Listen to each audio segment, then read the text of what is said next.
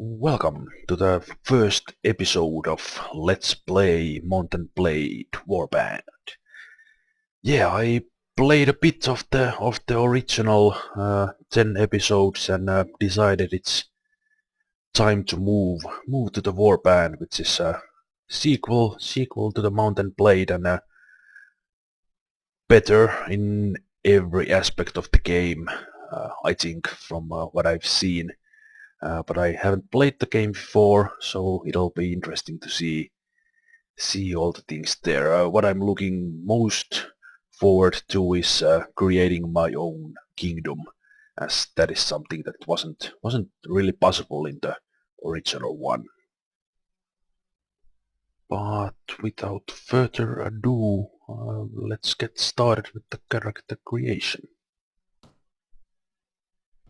Okay, Mount&Blade Warband is a game where this world is kind of a traditional medieval society and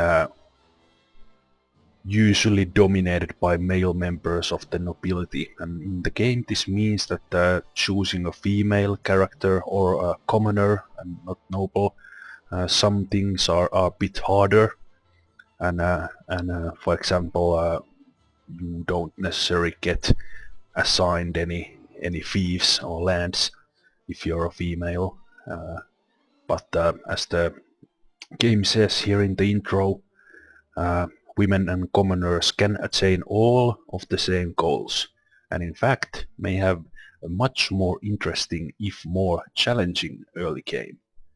So what does that mean for me? Well, of course I will create a female commoner. Female. So yeah, and in this series, at least from the beginning, before I get more skill points and so on, I will be playing an archer, and I will make these character creation choices so that my agility is quite high from the beginning. I have plenty of archery skill, also riding and horse archery, and so I will be hunter. Hunters use bows, and I will choose a stepchild as kind of a nomad.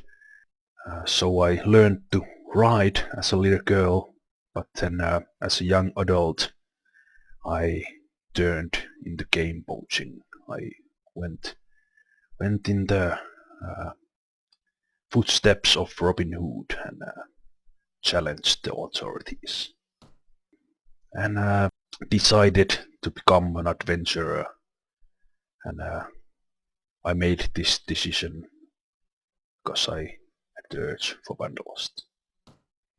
So yeah, those choices will give my character high agility, archery, riding, horse archery, and so on, as I mentioned. So a hunter, a stepchild, game poacher, and wanderlust. As you can see, because of that my agility is 12. My intelligence and charisma are lower, but I can increase those over time. These agility and strength are important for me on the early levels. I normally play with the realistic, but just in case something goes wrong, meaning that the game crashes and I for some reason lose save files and so on, I want to be able to save to multiple files. This doesn't mean that I will be quitting without saving, kind of cheating, because I'm not into that.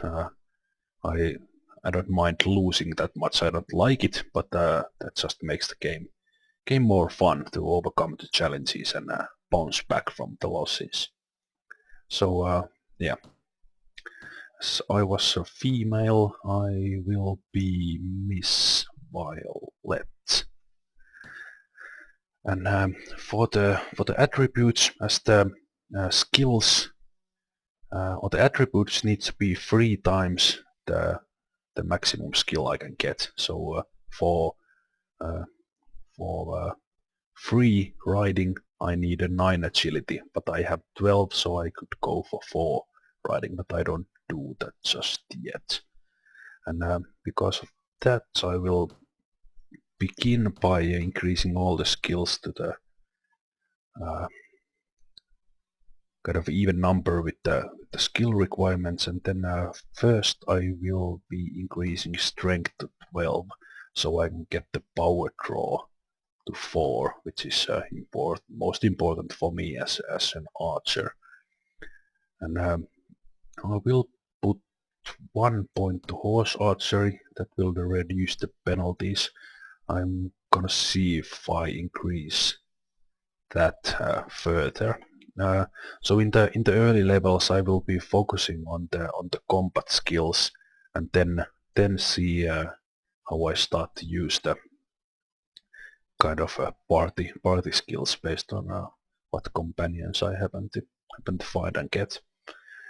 But well, I do have 1 point in leadership already, and I will want to put points in trainer, but I won't put points into trainer now on the level 1.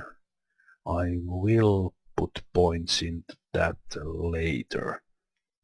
And well, I do want 1 point in prisoner management, as that can be a nice boost to the income at the early game.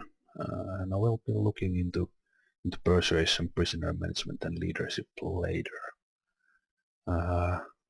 I have the spotting, pathfinding and tracking skills from the earlier choices, so especially the pathfinding is great because it will improve my speed on the world map. With the last remaining point, I have the most important ones covered. I have power draw, I have riding, I have some horse archery, so I will pick more hit points, yeah. And bow will be my main weapon, and I will probably get a lance at some point. And one thing I like is a 200 weapons on horseback, because I can use them with one arm when riding a horse. So I'm starting with that. And unless I'm mistaken with the choices I made, I do begin with two-handed axe. But we'll see. Okay, and then our character's face. Yeah. Okay, that's it. I think that's it for the character creation. And next in the warband, I get to choose in which city I enter in, and I think I will go with the Nords. I kind of like them. Okay, so I took a ship, and I finally arrived at the Calradia's coast and the city of Sargoth. Yeah, this is the beginning of the hopefully a long adventure, and Violet's mission to get herself a own kingdom and challenge the battling kings and lords of the Calradia. And finally I find an inn in Sargoth and fall asleep quickly. But then I wake and decide to explore my surroundings. Ooh, that's kind of a don't go there. And I venture out on the streets, which are still deserted. But then I hear rasp of a blade sliding from its scabbard. Okay, so I believe someone is about to attack me. Aha. I'll give him arrows.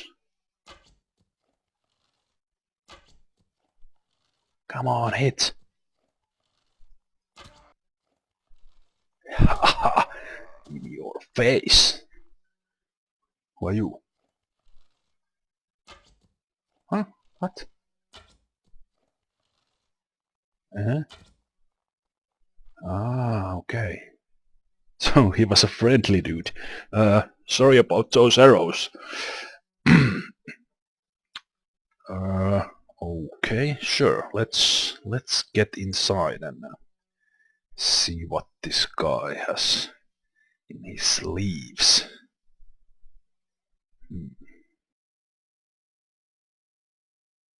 So yeah, that's what I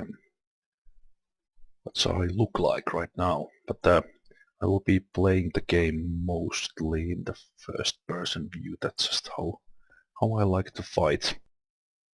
I wonder what this guy has in mind. Maybe I shouldn't have come inside as a lady. Well, actually, I think this is the kind of new tutorial in the Warband. I haven't played the game much. I just tried the tutorials and played some quick battles. Okay, so the bandits have kidnapped this guy's brother, and he wants me to help him. Okay. Yeah, he doesn't want to pay the ransom, but rescue the brother instead. Well, naturally, I will help you. Okay, collect 5 men. Okay, so I need to go to the nearby villages and recruit some help.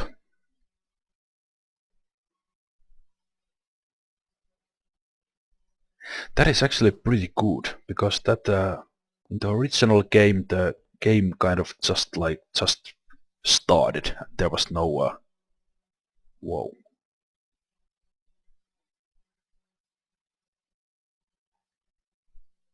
Just started, and there was no kind of a real tutorial. If this first mission is the kind of tutorial, it immediately pushes me to the villages and to ask for help, so I can get to start building my own army right away. Something that for example, I missed in the when I played the original now in the first 10 episodes of my Let's Play. But also one thing about this game is that there's not really the usual rat killing there is in the RPGs and games in usual. The game throws quite hard enemies at me right from the gate. This guy is just patrolling there, but these sea raiders are right after me. Luckily I am on a horse, so I will be able to escape them, but let's see. And the first change that I see right away in the game is that the Nords are now blue, not yellow. The Vikirs are white. Swadia is still the orange. Rhodoks is green. The map is very different.